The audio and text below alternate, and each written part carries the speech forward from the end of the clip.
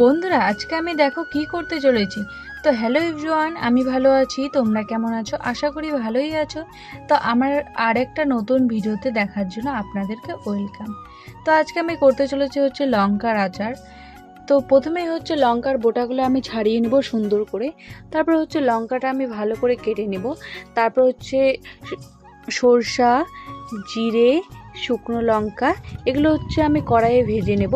তারপর ভেজে এগুলো হচ্ছে আমি মিক্সচারে পেষে নেব। তারপর হচ্ছে আমি একটু সরষার তেল, খাঁটি সরষার তেল আমি হচ্ছে কড়াইয়ে গরম করে একটা পাত্রে নিয়ে নেব। ওই পাত্রে হচ্ছে তেলগুলো আমি দিয়ে দেব। তারপর হচ্ছে যেগুলো হচ্ছে মশলা সেগুলো হচ্ছে আমি সব হচ্ছে দিয়ে দেব।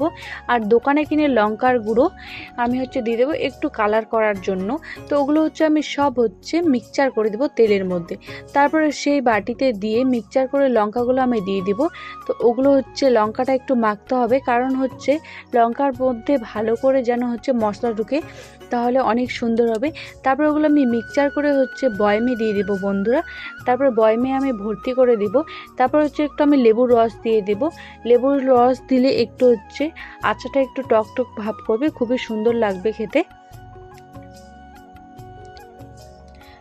তো আমার ভিডিও দেখার জন্য অসংখ্য ধন্যবাদ বন্ধুরা। তো আমাকে সবাই সাপোর্ট করো।